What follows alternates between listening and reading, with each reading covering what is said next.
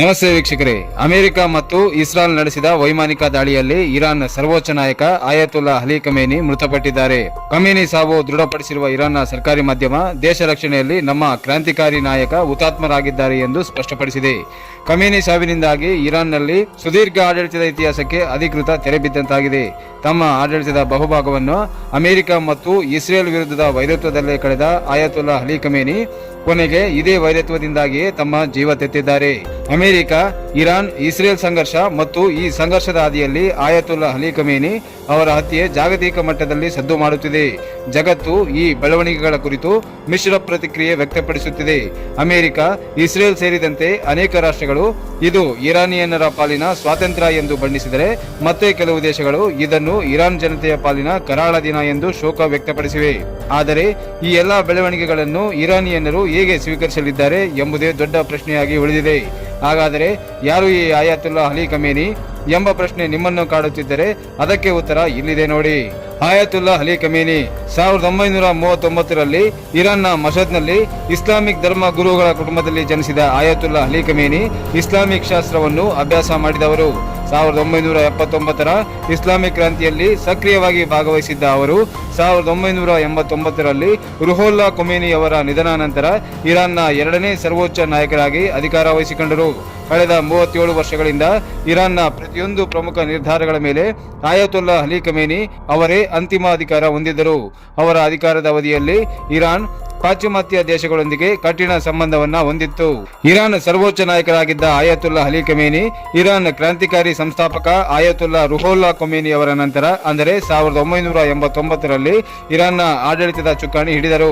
ಅಧಿಕಾರಕ್ಕೆ ಬಂದ ನಂತರ ಇರಾನ್ನ ಸಶಸ್ತ್ರ ಪಡೆಗಳು, ನ್ಯಾಯಾಂಗ ಮತ್ತು ವಿದೇಶಾಂಗ ನೀತಿಯ ಮೇಲೆ ಸಂಪೂರ್ಣ ನಿಯಂತ್ರಣ ಹೊಂದಿದ್ದರು. ಆಯತುಲ್ಲಾ ಅಲಿ ಖಮೇನಿ ಅವರ 3 ದಶಕಗಳ ಆಡಳಿತಾವಧಿಯಲ್ಲಿ ಇರಾನ್ ಮಿಲಿಟರಿ ಶಕ್ತಿಯಾಗಿ ಹೊರಹೊಮ್ಮಿತ್ತಲ್ಲದೆ ಅಮೆರಿಕ ಮತ್ತು ಇಸ್ರೇಲ್ನ ವೈರತ್ವ ಕಟ್ಟಿಕೊಳ್ಳುವಷ್ಟು ಶಕ್ತಿಶಾಲಿಯಾಗಿ ಬೆಳೆಯಿತು. ಆಯತುಲ್ಲಾ ಅಲಿ ಖಮೇನಿ ಅವರು ಅಮೆರಿಕ ಮತ್ತು ಇಸ್ರೇಲ್ ವಿರುದ್ಧದ ಹೋರಾಟವನ್ನ ಪ್ರತಿಪಾದಿಸುತ್ತಿದ್ದರು. ಕಳೆದ 3 ದಶಕಗಳಲ್ಲಿ ಈ ಎರಡು ರಾಷ್ಟ್ರಗಳೊಂದಿಗೆ ಅನೇಕ ಬಾರಿ ಮಿಲಿಟರಿ ಸಂಘರ್ಷ ನಡೆಸಿರುವ ಖಮೇನಿ ಮಧ್ಯಪ್ರಾಚ್ಯದ ಅಮೆರಿಕ ಮತ್ತು ಇಸ್ರೇಲ್ ವಿರೋಧಿ ಗುಂಪಿನ ನಾಯಕನಾಗಿ ಇರಾನ್ ದೇಶವನ್ನ ಪ್ರತಿಷ್ಠಾಪಿಸುವಲ್ಲಿ ಯಶಸ್ವಿಯಾಗಿದ್ದರು. ಹಮಾಸ್, ಹೌತಿ ಬಂಡುಕೋರರು, ಇರಾಕ್ನ ಖಾಸಗಿ ಸೇನೆಗಳು ಮತ್ತು ಯೆಮೆನ್ ಸೇರಿದಂತೆ ಮಧ್ಯಪ್ರಾಚ್ಯದ ಹಲವು ದೇಶಗಳು ಇರಾನ್ ನಾಯಕತ್ವವನ್ನು ಒಪ್ಪಿಕೊಂಡಿದ್ದವು. ಸುನ್ನಿ ಮುಸ್ಲಿಂ ದೇಶಗಳಿಂದಲೇ ಸುತ್ತುವರೆದಿದ್ದ ಇರಾನ್ ಜಗತ್ತಿನ ಏಕೈಕ ಶಿಯಾ ಮುಸ್ಲಿಂ ದೇಶವಾಗಿದೆ. ಈ ದೇಶದ ಆಡಳಿತದ ಚುಕ್ಕಾಣಿ ಹಿಡಿದಿದ್ದ ಆಯತುಲ್ಲಾ ಅಲಿ ಖಮೇನಿ ದೇಶವನ್ನು ಕಟ್ಟರ್ ಇಸ್ಲಾಮಿಕ್ ರಾಷ್ಟ್ರವನ್ನಾಗಿ ಪರಿವರ್ತಿಸಿದ್ದರು.